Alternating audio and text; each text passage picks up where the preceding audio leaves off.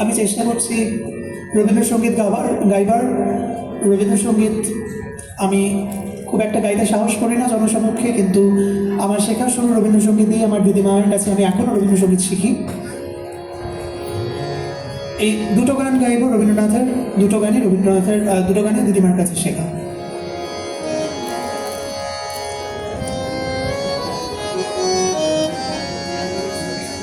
Timid